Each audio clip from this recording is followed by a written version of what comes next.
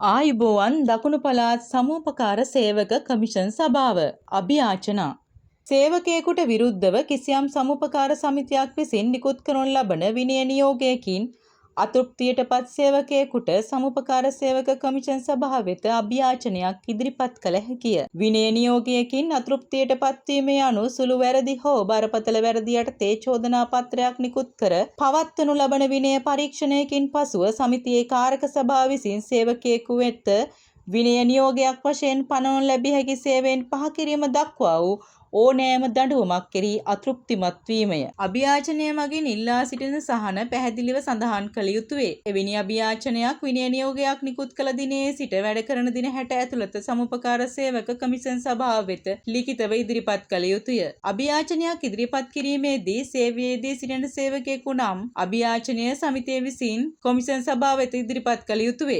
සේවකයෙකුගේ අභියාචනයක් Taman වෙත ලැබී දින 3ක් ඇතුළත කොමිෂන් සභාව වෙත යොමු කිරීම සමිතියේ බලධාරීන්ගේ වගකීම වන්නේය. අභියාචනයේ සඳහන් කරුණු පිළිබඳව තම නිගමන හා නිර්දේශ සහිත වාර්තාවක් සමුපකාර සේවක කමිෂන් සභාව වෙත අභියාචනය ලැබූ දිනේ සිට දින 14ක් ඇතුළත සමිතිය විසින් ඉදිරිපත් කළ යුතුය. තවදුරටත් සමිතියේ සේවයේදී නොසිටින සේවකයෙකුගේ අභියාචනය කමිෂන් සභාව වෙත ඍජුවම ඉදිරිපත් කළ හැකි අතර එහි පිටපතක් තමා සේවය කළ සමිතිය වෙත යැවිය යුතුය. එම අභියාචනය ලැබූ දිනේ සිට දින 14ක් ඇතුළත සමිතිය විසින් තම නිගමන හා නිර්දේශ සමග වාර්තාව කමිෂන් සභාව වෙත යැවිය යුත්තේය. කමිෂන් සභාව වෙත අභියාචනයක් ලද පසු එම අභියාචනයට අදාළ සේවකයාගේ විනය පරීක්ෂණය පිළිබඳ සමිතියෙන් තොරතුරු ඉල්ලා සිටිය හැකි අතර සමිතිය විසින් පහත සඳහන් ආකාරයට අනුපිළිවෙලින් අදාළ ලේඛනය ගොනු කර එවිය යුතුය. විනය පරීක්ෂණ ගොනුවට ඇතුළත්ව තිබිය යුතු ලිපි ලේඛන හා අනුපිළිවෙල. ලිපි ගොනුවේ පටුන පැමිණිල්ලට අදාළ ලිපි හා මූලික විමර්ශනයට අදාළ ලිපි වැඩ තහනම් කර ඇතනම් එම ලිපිය අඩවැටුප් ගෙවූ නොගෙවූ බව සඳහන් කළ යුතුය. චෝදනා පත්‍රයට පිළිතුරු පරීක්ෂණ නිලධාරියා පත් කිරීම ඔහුගේ නම තරාතිරම පත් කළ දිනයද සමග පරීක්ෂණ සටහන් විත්තියේ නියෝජිතයාගේ වාර්තාව පැමිණිල්ල මෙහෙය වූ නිලධාරියාගේ වාර්තාව විනය පරීක්ෂණ නිලධාරියාගේ නිගමනයේ ඇතුළත් වාර්තාව කාරක සභාවේ තීරණය විනය නියෝග චූදිත සේවකයාට දන්වා යැවූ ලිපිය. සේවකයෙකුගේ විනය පරීක්ෂණ වාර්තා ලිපි ගොනු එවන ලෙසට කමිෂන් සභාව විසින් ඉල්ලා සිටින අවස්ථාවකදී එම ලිපි ගොනුවලට අමතරව සිද්ධියට අදාළ සම්පූර්ණ විස්තරයක් සේවකයාගේ පෞද්ගලික ලිපි ගොනුවද සමග එවිය යුතුය. එම ගොනුවේ කිසියම් ලිපියකට යොමු කිරීමක් ඇත්නම් එම ලිපිය කොඩි කර එවිය යුතුය. එසේම පෞද්ගලික ලිපි ගොනුවේ ඇතුළත් විය යුතු සෑම ලේඛනයක්ම නෝඩුව ඇතුළත් කොට එම ලිපි අංක කර තිබිය යුතුය. තවද පෞද්ගලික ලිපි ගොනුවේ සේවකයා සම්බන්ධ පූර්ව සේවා වාර්තා විනයානුකූල දඬුවම් අවවාද කිරීම ප්‍රශංසා දෝෂ දර්ශන ආදී තොරතුරු ඇතනම් ඒවා කොඩි කර පෙන්විය යුතුය. සෑම ලිපි ගොනුවක්ම කොමිෂන් සභාව වෙත එවිය යුත්තේ ලේඛනගත තැපෑලෙනි. අතින් ගෙනවිත් බාර දෙන්නේ නම් සුරක්ෂිතව සීල් තබා වගකිව යුතු සේවකයෙකු හෝ නිලධාරියෙකු අතින් කමිෂන් සභාවට බාර දී බාර දුන් බවට සටහනක් ලබා ගත යුතුය. සේවක අභියාචනයක් ලද පසු එම අභියාචනය පිළිබඳ කොමිෂන් සභාව විසින් හෝ කොමිෂන් සභාව විසින් පත් කරන ලබන අභියාචනා පරීක්ෂණ නිලධාරියෙකු ලවා හෝ අභියාචනය විභාග කළ හැකිය. එවැනි අභියාචනයක් විභාග කිරීමේදී පාර්ශවකරුවන්ට නියෝජිතයින් ඉදිරිපත් කළ හැකි අතර ඒ සඳහා කමිෂන් සභාවේ පූර්ණ අනුමැතිය ලබා ගත යුතුය. සමුපකාර ව්‍යාපාරයට සම්බන්ධ ඕනෑම අයෙකුට හෝ පිළිගත් වෘත්තීය සමිති නියෝජිතයෙකුට හෝ අභියාචනා විභාගයේදී නියෝජිතයෙකු ලෙස පෙනී සිටීමට හැකි වුවත් සමුපකාර සේවයෙන් හෝ රාජ්‍ය සංස්ථාවක සේවයෙන් පහ කළ හෝ විනය දඬුවමක් ලෙස අනිවාර්ය විශ්‍රාම ගැන්වූ හෝ තනතුර අතහැර ගිය අයෙකු හෝ අකාර්යක්ෂමතාව මත සේවය අවසන් කළ හෝ තැනැත්තෙකුට නියෝජිතයෙකු වශයෙන් පෙනී සිටිය නොහැක.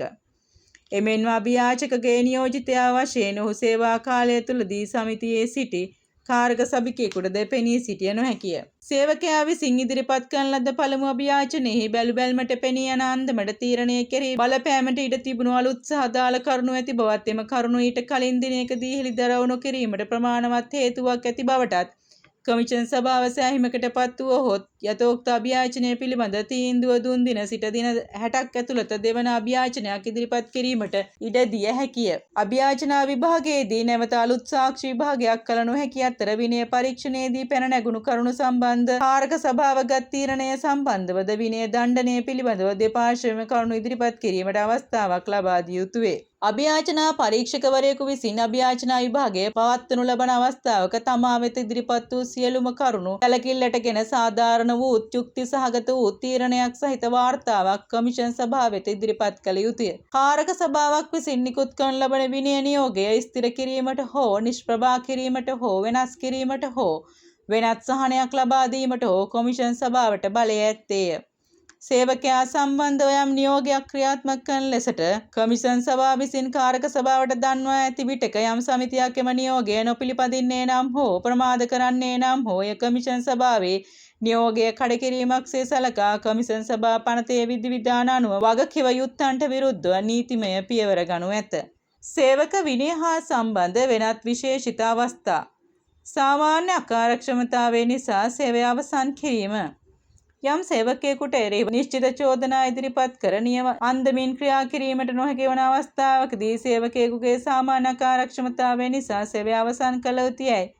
කාරක සභාව විසින් සැලකනු ලැබුවහොත් විධිමත් විනය පරීක්ෂණයක පටිපාටියෙන් බැහැරව සාමාන්‍ය කාර්යක්ෂමතාවය මත එබඳු සේවකයෙකුගේ සේවය අවසන් කිරීමෙන් හෝ වෙනත් අන්දමකින් ඔහුට විරුද්ධව ක්‍රියා නොකළ යුත්තේ මන්දයි හේතු දක්වන ලෙස කාරක සභාව විසින් එම සේවකයාට දන්වා සිටිය යුතුය. අකාර්යක්ෂමතාවය සම්බන්ධයෙන් සේවකයෙකුට විරුද්ධව චෝදනාවක් ඉදිරිපත් කරනු ලබන දිනට කලින් මාස 12ක් ඇතුළත යටත් පිරිසෙන් 3 වතාවකදීවත් එම සේවකයාට ලිඛිත අවවාද කර ඇතනම් මිස එබඳු සාමාන්‍ය අකාර්යක්ෂමතාවය පිළිබඳ චෝදනාවක් එම සේවකයාට විරුද්ධව ඉදිරිපත් නොකළ යුතුය. ඉහත රෙගුලාසි යටතේ සේවකයෙකු විසින් නිදහසට කරුණු ඉදිරිපත් කිරීමෙන් පසු ඔහුගේ සේවය අවසන් කිරීමට හෝ වෙනත් දඬුවමක් ඔහු වෙත පැනවීමට හෝ කාරක සභාවට හැකිවන්නේය.